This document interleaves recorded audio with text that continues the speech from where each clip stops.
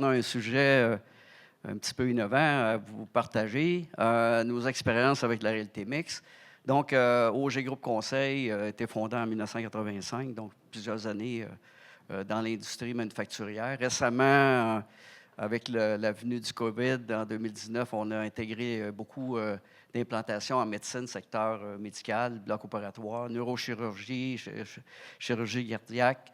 On travaille aussi avec le ministère de la Santé pour aider tout le personnel infirmier. Vous ne serez pas surpris d'apprendre qu'ils ont beaucoup de difficultés. Le système est surchargé. Donc, nos technologies pour lesquelles on va vous partager sont très aidantes dans le domaine. Si je reviens au secteur manufacturier, on a commencé évidemment nos carrières avec le manufacturier dans les mines, l'acierie, l'aluminerie, pâte et papier, tout ce que vous pouvez imaginer en transformation, de la PME aux très grandes entreprises. Parmi nos clients actuels en réalité mixte, on a Hydro-Québec, Hydro-Ontario, Post Canada, Cascade, Kruger, pour ne nommer que ceux-là. Et on a quelques-unes dans les PME au Québec. Donc, la réalité mixte, c'est quelque chose qu'on a décidé de mettre de l'avant en 2015, quand Microsoft a sorti la première lunette, la HoloLens 1, qui a ensuite été remplacée par la HoloLens 2. Et depuis, on a acheté tout ce qui existe sur le marché pour rester à l'affût de tout ce qui se fait en termes de technologie, de lunettes pour augmenter la réalité. Et on travaille aussi pour combiner ça avec la réalité virtuelle, parce qu'on pense qu'au niveau de l'apprentissage, la réalité virtuelle est là pour un bout. Mais la combinaison des deux, c'est la téléportation. Donc, je vais peut-être passer pour quelqu'un qui vous pose des affaires un peu spéciales. Mais la téléportation, c'est à notre portée, c'est demain. On est déjà rendu là. On a un brevet sur cette technologie-là. Et qu'est-ce que ça va permettre de faire? C'est n'importe qui dans la salle. On peut vous digitaliser, en fait, faire votre avatar. Et on peut vous téléporter à côté d'un mécanicien dans un espace clos, par exemple, puis vous pourriez lui divulguer des conseils, l'aider à réparer ou à troubleshooter la situation dans laquelle il vit. Donc, pour vous parler de tout ça, j'ai amené mon équipe. Moi, je suis le dirigeant dans l'entreprise qui garde la vision de l'entreprise. On en a parlé ce matin. Garder le leadership, d'aller dans la bonne direction. Et j'ai des collaborateurs fantastiques. Donc, je vais vous les présenter. Dans le programme aujourd'hui, j'aurai Jonathan Marcoux, qui est un jeune ingénieur mécanique qui a eu beaucoup d'expérience dans le milieu manufacturier, dans le secteur minier particulièrement, et plus récemment dans la médecine.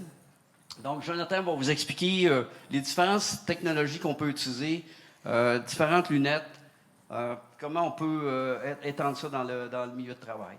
Ensuite, on va avoir Jonathan. On engage beaucoup de Jonathan chez OG, Saint-Critère.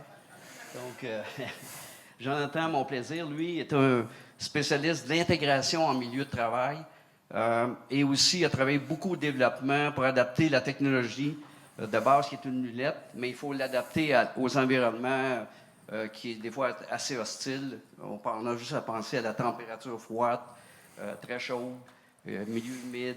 Donc, c'est des lunettes, c'est des ordinateurs embarqués dans des lunettes. Une certaine fragilité, il a fallu les renforcer. Toute la question de connectivité aussi.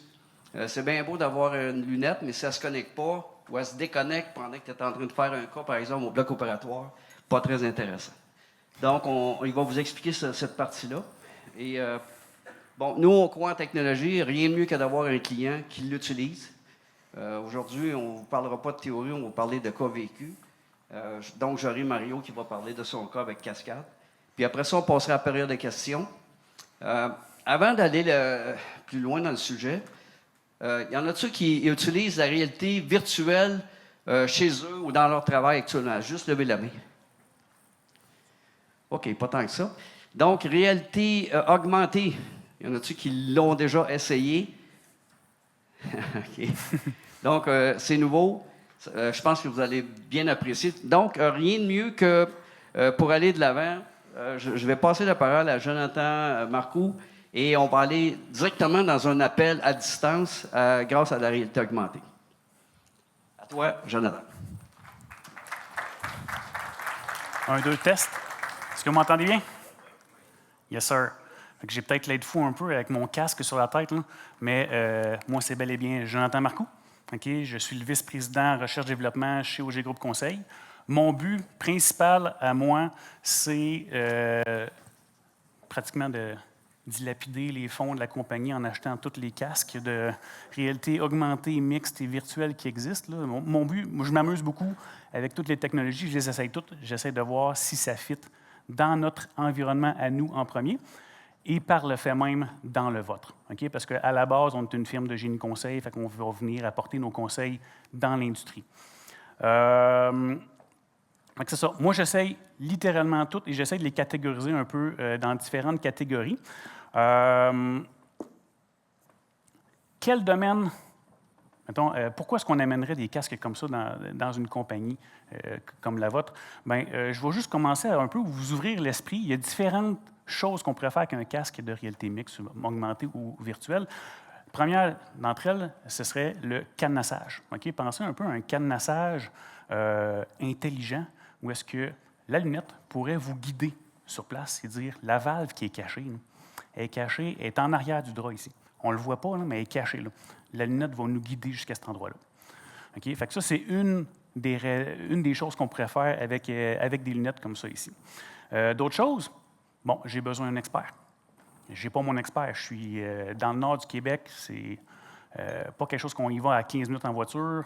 Faire venir un expert, ça coûte de l'argent. Alors, je pourrais faire un appel à un expert directement avec une lunette dans la main. Je pourrais continuer à travailler les mains libres. Fait que ça, c'est une autre des choses qu'on pourrait faire. Puis, en autant qu'on a Internet, en passant, on ne peut pas faire d'appel si on n'a pas d'Internet ou une communication d'une manière ou d'une autre. Le conférencier avant nous a parlé beaucoup de l'intelligence artificielle. Effectivement, on pourrait rajouter l'intelligence artificielle à l'intérieur des lunettes, comme ceci. Puis en passant, ça, c'est un ordinateur complet que j'ai sur la tête. Là. Donc, l'intelligence artificielle, on aurait juste à pointer, dire comment est-ce que la craque dans le béton qu'on a vu tantôt dans sa présentation, est-ce que cette craque-là est dangereuse? Considérant qu'on a, comme qui expliqué, les bons modèles, des choses comme ça, juste en pointant. Et la lunette, elle, a une connaissance de son environnement également, est capable de donner encore plus de détails à la photo qu'il y avait, l'emplacement, des choses comme ça. Donc, venir enchérir un peu plus sur l'intelligence artificielle, venir aider à donner plus de data. Donc, venir traiter des informations qui pourraient être pertinentes à l'intelligence artificielle pour venir traiter. Et en plus, on pourrait avoir un assistant dans le casque qui viendrait juste nous aider à faire notre tâche. Parce que oui, il y a une craque, mais comment que je fais pour faire l'entretien de ça maintenant? Ça va aller chercher vos données dans votre entreprise, de comment faire la procédure, comme ça ici. On va se cadenasser là-bas et ça va juste vous le dire comment faire.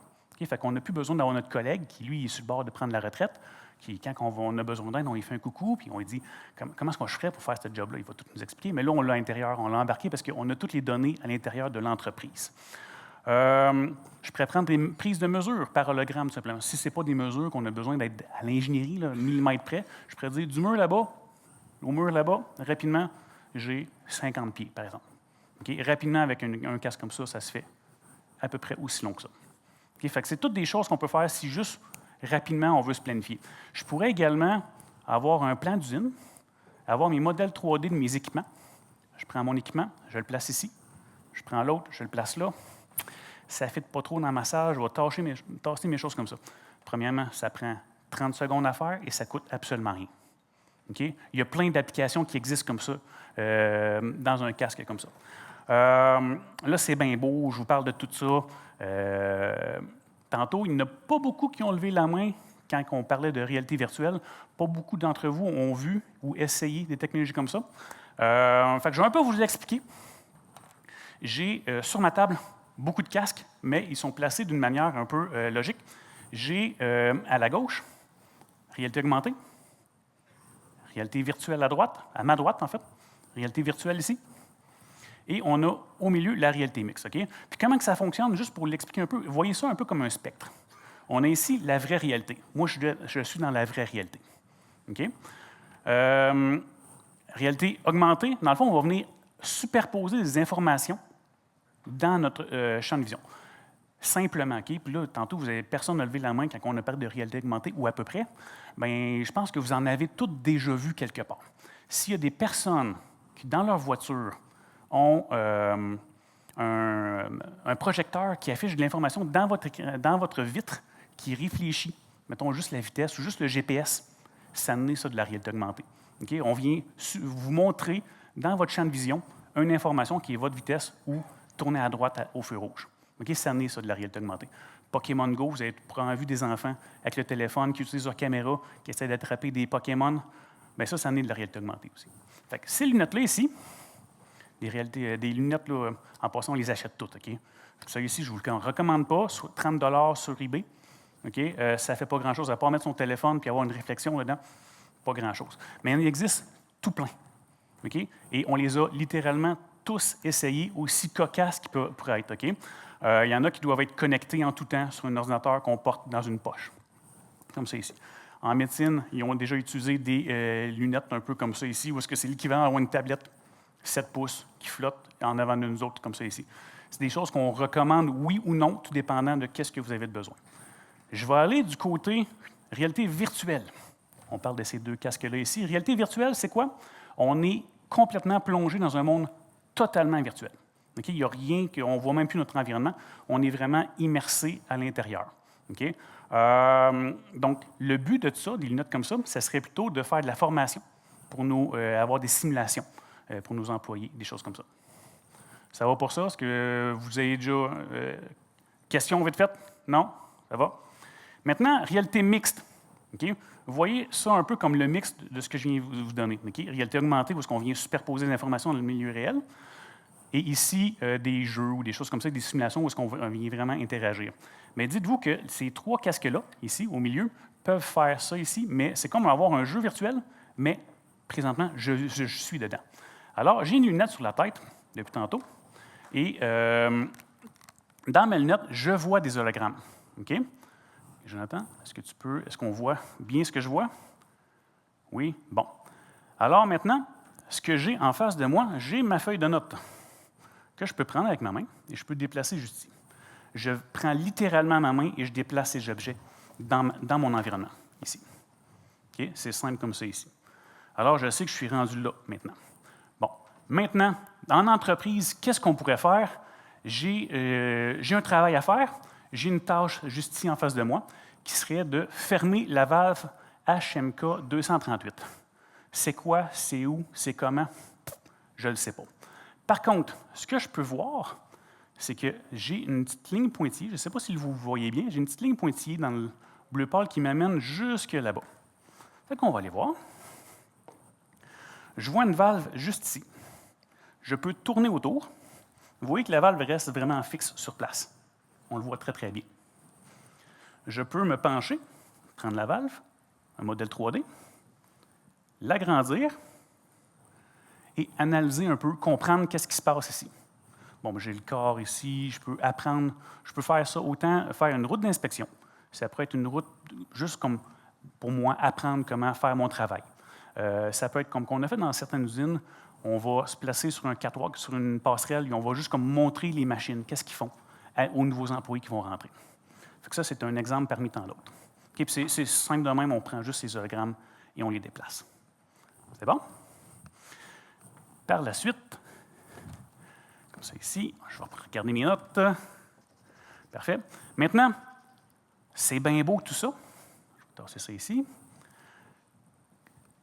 Il faut d'abord l'intégrer dans votre entreprise. Comment est-ce qu'on fait ça? Bien, ça donne bien. J'ai un expert avec moi et mon expert, je vais l'appeler. C'est Jonathan Monplaisir. C'est Jonathan. Fait que, Jonathan, est-ce que tu peux venir en avant nous expliquer comment est-ce qu'on va intégrer la technologie dans des entreprises comme ces bonnes personnes-là? Absolument, je m'en viens tout de suite. Yes, sir. Laisse-moi raccrocher. Et voilà. Fait que, qui n'aimerait pas travailler avec une technologie comme ça? Sincèrement, pas beaucoup de personnes. Okay? Les jeunes adorent beaucoup, beaucoup travailler avec une technologie comme ça. Fait que, Jonathan. Merci. Donc, on l'a dit, je m'appelle Jonathan Monplaisir. Dans mon cas, je suis directeur de projet en réalité étendue chez OG Groupe Conseil. Mon travail, moi, c'est de prendre la panoplie d'options qu'on a qui existent, autant d'appareils que d'applications. Il y en existe tout un paquet. Et puis, de les rendre concrètes, utilisables, et puis que les gens puissent embarquer dans un tel projet. Parce qu'il y a des belles technologies qui accumulent de la poussière. On en connaît tout plein dans nos entreprises. Donc, mon travail, c'est vraiment d'aller choisir la bonne application, le bon appareil pour utiliser, puis qu'on puisse revoir un retour sur investissement. Les 2 applications qu'on a choisi d'utiliser le plus dans notre contexte sont les applications d'appel à distance. C'est ce que vous voyez à l'écran en ce moment. Dans ce cas-là, puis ça va tourner en boucle, vous allez voir les 2 petits morceaux de vidéo. C'est les appels holographiques et les appels à distance et les procédures holographiques. Donc, les appels à distance, c'est ce que vous avez vu où est-ce que je dis « Salut » à Jonathan. Il peut prendre... C'est mon écran, c'est Teams dans le fond. C'est un appel de vidéoconférence qu'il apporte avec lui. Et puis, bon, on se voit. Et puis, lui voit ce que moi, je vois. Donc, c'est see what I see, on travaille ensemble, donc dans un contexte de maintenance. On peut s'imaginer qu'on a besoin d'aller chercher une pièce dans le magasin, on ne sait pas où. Donc, on va aller ensemble, je vais l'apporter avec moi, puis on va regarder ensemble dans les étagères, puis il va même pouvoir me pointer, encercler un tiroir, par exemple, me montrer, là, la pièce, non, je vais la trouver tout de suite. Puis en plus, il peut me donner des détails concernant la pièce, il peut me sortir les plans, il peut me sortir des modèles 3D explosés et tout. Donc, on peut travailler ensemble à distance avec un expert. C'est ce qu'on appelle les appels holographiques ou les appels à distance. L'autre application qu'on utilise, c'est les procédures holographiques. C'est comme, disons, c'est des procédures en étape par étape, un peu comme un PowerPoint. Une étape, on change de page. Je fais juste tourner page suivante, puis ça me dit quoi faire. Donc, première étape, aller fermer la valve. C'est merveilleux pour les employés parce que aucun manuel papier, photo, vidéo ou parfois même être humain n'est capable autant de situer les choses dans l'espace comme les appareils de réalité mixte. Imaginez, la valve se trouve derrière la machine, sous le comptoir. Expliquez ça dans une procédure papier. Expliquez-le maintenant, justement, on va rajouter des images, mais il faut toujours interpréter les images, c'est difficile. Dans une vidéo, c'est encore... Puis on peut y aller avec les êtres humains aussi qui, eux, vont tout simplement oublier l'information. Donc, l'appareil de réalité mixte va permettre de situer l'information dans l'espace. C'est vraiment simple d'application et puis c'est beaucoup plus simple qu'on pense. Les gens disent ouais, « mais là, je ne vais pas modéliser toute mon entreprise. Ça prend des dessinateurs, mais non, la technologie est rendue à ce point où c'est vraiment juste, je vais prendre des flèches, par exemple, je vais mettre une flèche, je vais dire c'est ici que tu dois aller, je vais prendre la flèche, je vais la mettre là. La procédure est terminée. Étape suivante, je fais la prochaine étape. Donc, on dit que ce n'est pas plus long de faire une procédure holographique que de créer un PowerPoint. Et technologiquement, c'est la même chose. Ça prend des personnes qui sont capables d'utiliser Office, ils vont être capables de créer du contenu pour votre entreprise. Évidemment, avec un petit peu de formation d'un bon expert comme nous, on peut vous aider à déployer ça. Vous allez tout de suite commencer le déploiement. On part avec la lunette. Super, ça va bien. Vous avez acheté ça chez eBay. Vous partez dans l'entreprise. Puis là, premier pas que vous faites dans l'usine, on dit « Ah, ça prend un casque. » OK, bien là, ce n'est pas fait pour avoir un casque, ça. OK. Bon, ça prend des bouchons. OK, mais si je mets des bouchons, je n'entends plus la personne qui me parle. Ah, bien aussi, on va aller dehors. OK, mais là, ça, c'est de la lumière qui est projetée dans mes yeux. Si je vais en plein soleil, je ne la vois pas, la lumière. OK? Mais si on s'en va dehors, il fait moins 30. C'est là l'intervention qu'on a à faire. Bien là, l'appareil va geler. Donc ça, là, c'est toutes des choses que dans mon expérience d'intégration, dans les projets qu'on a fait, à toutes les fois qu'on a fait un pas, là, on retourne voir notre recherche et développement, Joe, au bureau.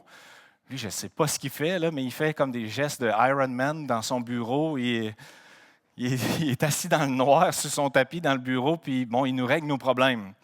Donc, on a maintenant des lunettes photochromiques qui vont faire en sorte que ça bloque, que la lentille va s'ajuster à la lumière extérieure. Donc, on peut voir les hologrammes à l'extérieur. On a des poches qui chauffent la HoloLens pour travailler dehors. On a aussi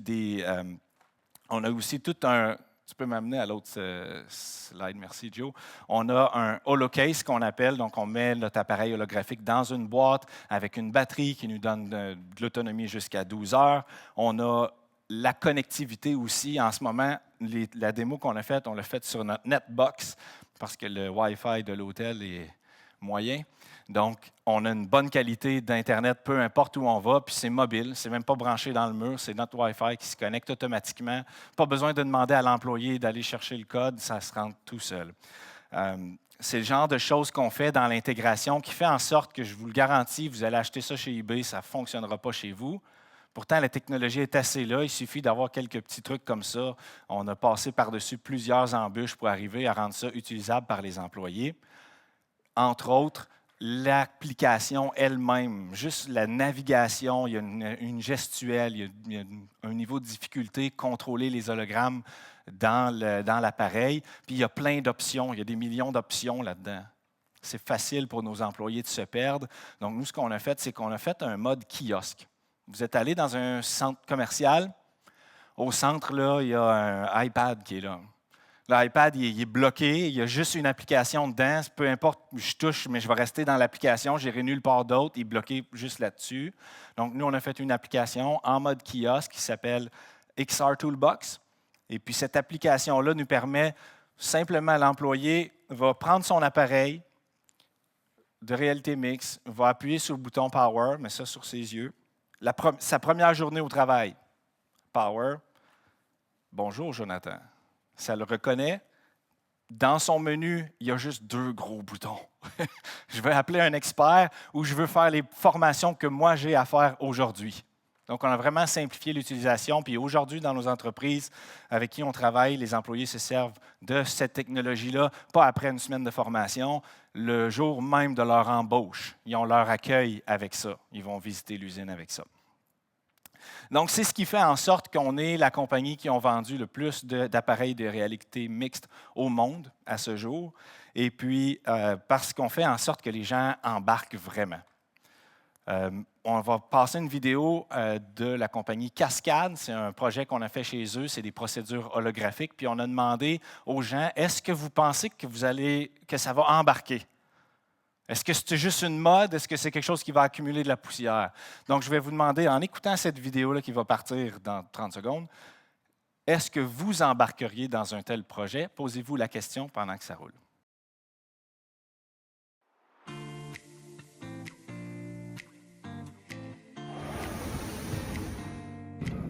Je suis André Quentin, je suis en charge du projet de la preuve de concept Équipe XR chez Innopac avec l'aide de OG Group Conseil.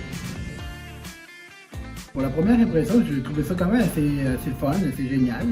Je trouve que ça amène un côté plus le fun qu'un côté formation, dans le fond. Ce qui est évident dans la preuve de concept, c'est que toutes les procédures montrent qu'il y a un retour sur l'investissement. Passer la pellicule dans le tunnel. Pendant les formations, on a vu qu'on aurait pu éviter les 3 heures d'arrêt de la McDo ou les 2 heures d'arrêt du Canopy si les procédures avaient été utilisées dans le passé.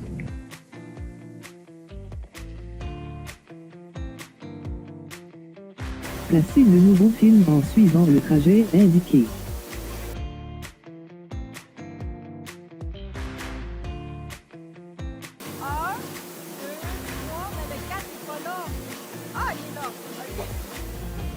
Si on parle de santé-sécurité, on s'est rendu compte que les employés n'utilisaient pas une barrière de sécurité qui était cachée dans la machine. Si on regarde le volet humain, on s'est rendu compte que la lunette va vraiment contribuer à réduire l'impact du manque de personnel dans les opérations. Ça va juste donner une chance de former des nouveaux employés plus rapidement avec toute la même procédure au moment où ils en ont vraiment besoin, soit de soir ou de nuit. Un matin, c'est comment se loguer, comment peser sur les boutons. Puis, c'est pas long, là, une demi-heure, 45 minutes, c'est fait. Et même pour créer un guide, on s'est planifié une journée, 7 heures. Puis à la fin, ils ont créé un guide eux autres mêmes. Là. Puis ils n'avaient jamais mis une lunette sur la tête. C'est précis en réalité, là, ça te dit sur quoi peser. Puis, comme tantôt, justement, les switches qui étaient cachés en arrière des boîtes. J'aurais eu une procédure papier, mais d'après moi, j'aurais passé à côté. J'ai donné une partie de mon savoir.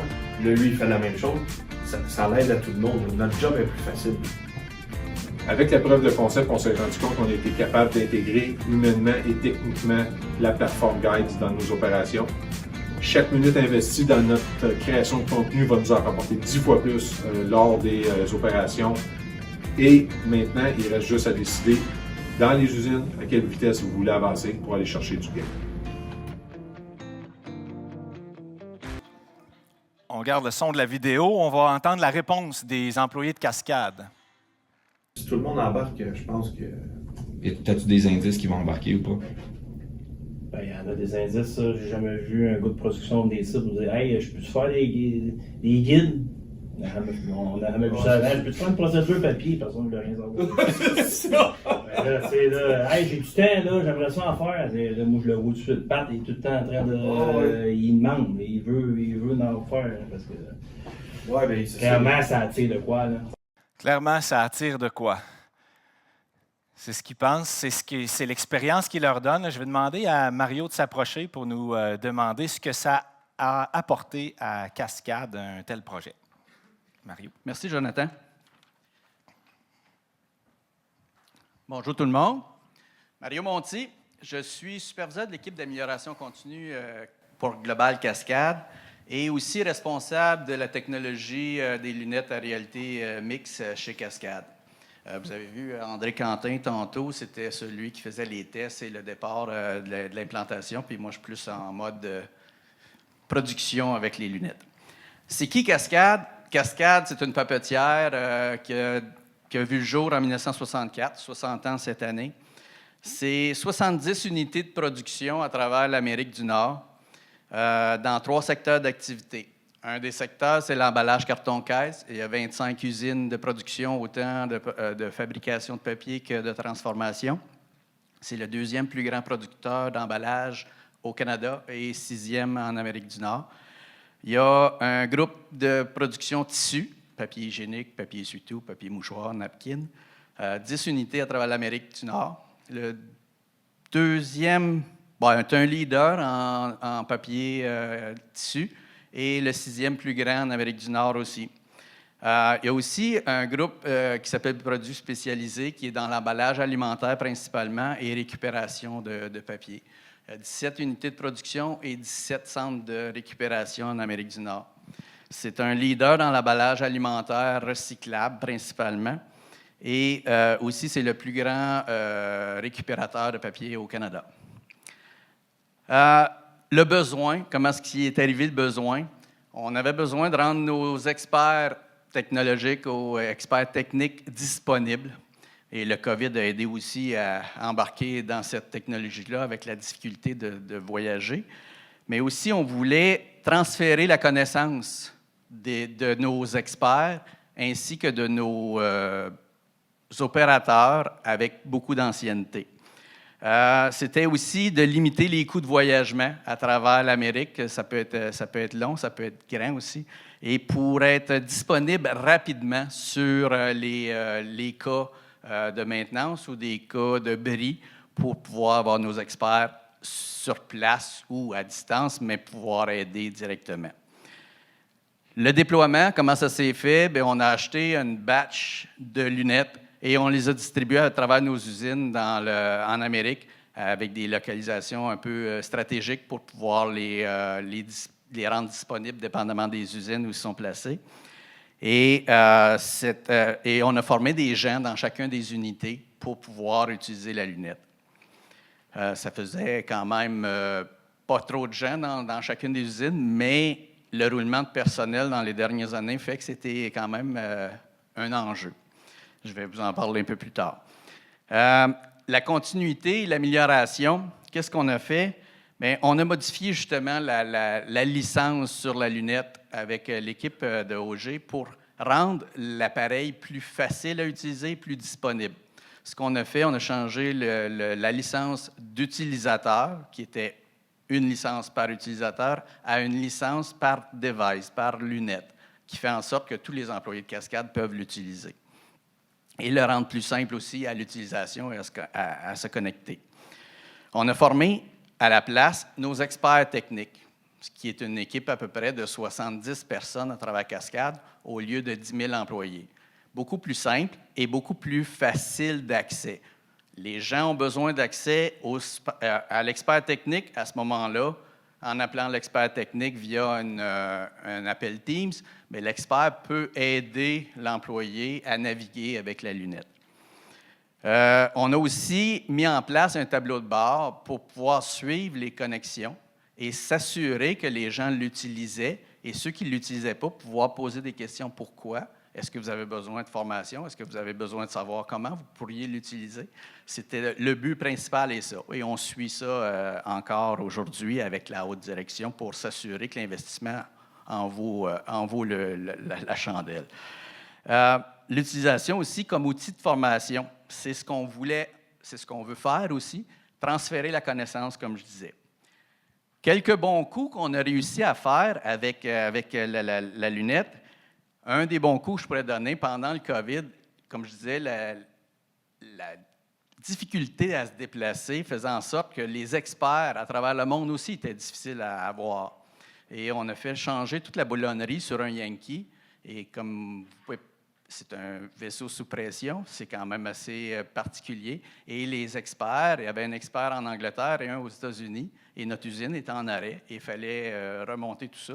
Et ça a été fait avec la lunette. Nos mécaniciens avaient la lunette sur la tête et travaillaient le chiffre de 12 heures pour resserrer la boulonnerie et validé par l'expert à distance. Et ça a été fait, on a pu repartir dans les temps.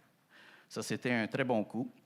Un autre bon coup qu'on a eu, c'est des audits d'inventaire avec des firmes externes et des firmes internes, nous autres. Des audits d'inventaire, au lieu de se déplacer dans chacune des usines pour faire l'audit, on a des lunettes. Les gens de l'usine participent, c'est eux qui mettent la lunette, et ils vont faire l'inventaire en temps réel, directement avec les auditeurs sur une rencontre Teams. Un autre bon coup, des FAT tests, Factory Acceptance Tests, directement en Italie. On achète quand même plusieurs équipements en Italie. Et au lieu d'envoyer une dizaine de personnes de production et de maintenance pour aller faire la vérification, on envoie 2 personnes avec la lunette et toute l'équipe à distance peut participer au test d'opération de la machine. Ça se fait au besoin. On a aussi fait l'alignement de lignes de production.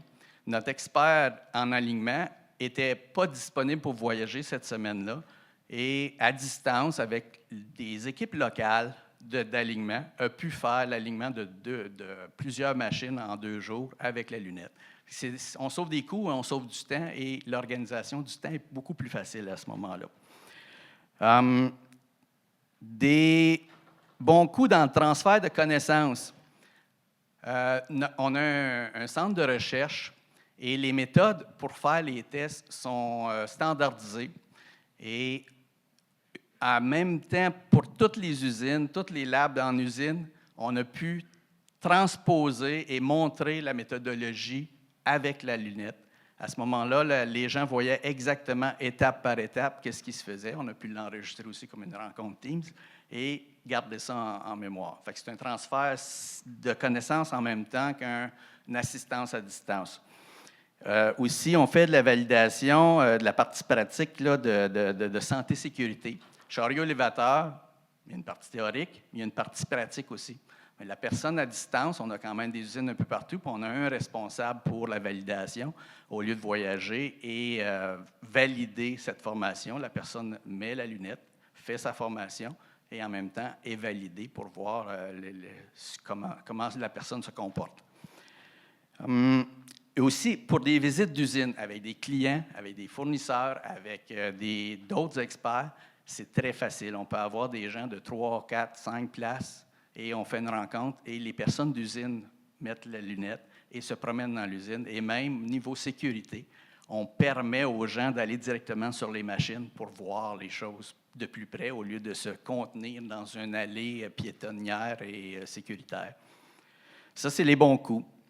On a encore des défis, des enjeux. Un des défis qu'on a, c'est le réflexe. Le réflexe d'utiliser la lunette. Depuis la période COVID, le transport, le voyagement est plus simple. Les gens ont tendance à retourner vers cette habitude de voyager, nos experts, et on tend vers penser à utiliser la lunette en premier lieu. Fait que ça, c'est un de nos défis qui reste quand même. On a aussi le maintien de la connaissance pour l'utiliser. Si tu ne l'utilises pas beaucoup, tu arrives pour l'apprendre, des fois, tu es un peu mêlé. C'est pas compliqué, il y a un PIN code, tu rentres, tu es fait, tu es dedans, mais les gens ont comme une crainte de la reprendre ou les mises à jour ne sont pas là parce qu'ils ne l'ont pas utilisé dernièrement. Fait que ça, c'est des enjeux qu'on a et qu'on travaille encore. Aussi, développer l'autonomie et la création des procédures. Vous voyez tantôt guide pour faire les procédures, mais on veut développer notre propre expertise pour le faire. Fait que ça, c'est un défi là, qu'on travaille dessus. La suite, ce qu'on a en travail présentement, on développe beaucoup avec une usine particulièrement, toutes les procédures, justement pour le transfert, la formation de nos nouveaux, la formation de nos gens d'opération. Fait que ça, c'est en travail présentement. L'utilisation de l'outil pour les maintenances. La maintenance, on en parle souvent, c'est très critique et on vit des périodes d'été, les remplacements de vacances, et les gens sont moins habitués, mais avec une technologie comme ça, bien, ils n'oublient pas de petites places à aller. Ça, c'est là-dessus qu'on travaille présentement. Et aussi sur l'utilisation de l'outil pour faciliter le cadenassage. Jonathan en a parlé tantôt, mais c'est un point important. Le roulement de personnel fait en sorte que nos vieilles usines, mais les gens ne connaissent pas tous les petits raccoins ou là où aller. On maximise la route de cadenassage avec un équipement comme ça. Avant de terminer, une petite anecdote, et Jonathan en a parlé un peu tantôt. Nous, on est à l'affût de la technologie. Bien, un peu comme tout le monde, on a acheté une lunette. Je ne sais pas si c'était sur eBay ou quoi, mais on a acheté une lunette, on a essayé de faire fonctionner ça, mais la lunette s'est ramassée sur une tablette et ramassée à la poussière. Et lorsqu'on a utilisé l'intégration d'un expert comme OG, bien là, la lunette fonctionne. On a au-dessus de 36 lunettes en utilisation à travers le groupe Cascade. Ça termine ma présentation. Je vais demander à Marcel de me rejoindre pour les questions. Merci beaucoup, Mario. Fort intéressant, n'est-ce pas? Quand on a embarqué dans la technologie, ça faisait des années qu'on travaillait à optimiser la supervision directe. Notre core business, c'est vraiment le 24/7, les employés de plancher, la supervision directe, travailler avec les employés sur le plancher syndicat ou non, ne change rien pour nous autres. De toute évidence, nos clients cherchent à avoir un taux d'investissement rapide. Vous comprendrez qu'on va aller directement avec les opérations dans un premier temps. Mais ce n'est pas long que la maintenance embarque. Et on est ici pour vous en parler parce que c'est un salon de maintenance, évidemment. Mais il y a beaucoup d'argent qui se perd à mal opérer les machines. Vous autres, en maintenance, il y a une distorsion au niveau de vos plans parce que c'est comme conduire une auto, le pied sur le break. C'est sûr que mes freins vont être usés prématurément. Donc, je vais aller au garage, je prévois changer mes plaquettes. Finalement, il faut que je change les disques, les étriers. C'est un peu ça. Donc, si on amène des bonnes pratiques sur le plancher, je pense qu'au niveau de ceux qui l'appliquent, on voit qu'il y a une amélioration au niveau de la disponibilité des équipements parce qu'on brise moins prématurément. Donc, en gros, ça vous donne une bonne idée là, de ce que c'est. Une ferme du Québec, on est partout dans le monde actuellement, donc ça va bien. On y va pour la période des questions. Est-ce qu'il y en a qui auraient des questions pour l'équipe OG Groupe Conseil? Bonjour, Mathieu Saint-Pierre, Saputo. Vous avez parlé beaucoup des avantages, mais dans les enjeux, on dit que ça permet aux équipes de moins voyager. Tout ça, est-ce que vous voyez un côté négatif à l'appartenance? Il y a quand même l'appartenance à dire hey, une nouvelle technologie, j'embarque, mais le fait aussi qu'il y a moins de rapprochement, est-ce que ça, dans les équipes, ça fait des divisions? Non, je vous dirais, il y a les générations, là, les plus vieux qui sont habitués de voyager, on va vouloir continuer à voyager, mais je vous dirais que juste pour la qualité de vie des experts, pensez-y 30 secondes. J'en ai qui me disent, j'ai brûlé ma vie à voyager dans des avions, j'ai plus de famille, je ne vois plus mes enfants, ils ne me connaissent pas. Je regarde la nouvelle génération, pas intéressée à voyager. Je vais te rendre un service. La force de la lunette, c'est j'ai les mains libres. On n'a pas parlé de l'écosystème auditif, là. C'est extraordinaire. Donc, à 120 décibels, vous êtes capable de communiquer avec un expert. Vous l'entendez bien si vous avez des bons équipements. Donc, non, moi, je vois que La rareté de la main-d'œuvre, les départs à retraite, le COVID a massacré le transfert de connaissances. C'est incroyable. Je le vois aussi en médecine, c'est encore pire parce que tu es avec des patients qui souffrent. Donc, non, moi, je pense qu'il y a un virage essentiel. Pensez à la qualité de vie, pensez à la rapidité de donner des services. Personne ne parle des coûts, je vous le dis, le retour sur investissement là-dessus, c'est rapide. C'est 2 à 3 mois, dépendant de la taille des investissements que vous allez faire, mais ce n'est pas une dépense. Honnêtement, je ne sais pas comment vous faites. J'ai des formateurs qui m'ont dit, moi, Marcel, là, je suis sur le bord du burn-out. Le taux de roulement du personnel dans notre compagnie est de 20 30 %. Je recommence à former les mêmes personnes différentes, mais des mêmes postes. J'oublie des détails insignifiants comme mettre un bloqueur, ouvrir une porte. C'est des affaires que je ne pense plus parce que je suis un peu écœuré. Et puis là, bien, il arrive des accidents. Donc, on libère les personnes qui ont beaucoup de qualifications, autant à l'opération qu'à l'entretien. Moi, j'ai vu des mécaniciens défaire des raffineurs.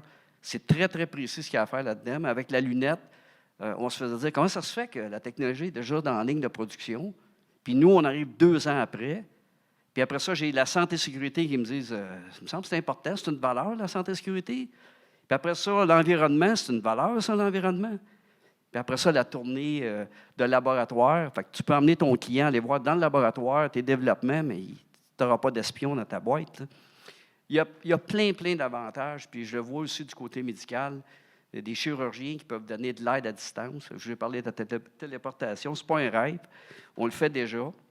Malheureusement, dans les derniers temps, on a travaillé avec Microsoft. Microsoft ne nous débloque pas l'accès à la caméra, mais récemment, on a fait un développement stratégique avec un partenaire de la Californie. Avec eux autres, on va être capable de reproduire l'environnement presque en perfection et là, de vous téléporter dans l'environnement pour pouvoir assister quelqu'un sans être là. Donc, juste penser à un bloc opératoire, toute la protection contre les microbes, bien, tu es un avatar. Fait que tu ne déranges personne. Espace clos, pensez à l'espace clos.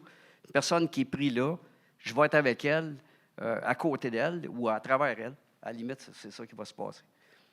Donc, c'est là qu'on est rendu. Y a-t-il d'autres questions? Ça fait plaisir de répondre. Merci beaucoup, Marcel, pour ces explications-là. Puis si jamais vous pouvez me téléporter de l'autre côté du tunnel, moi, je suis preneuse. Ça fera plaisir. Merci. Bonne journée.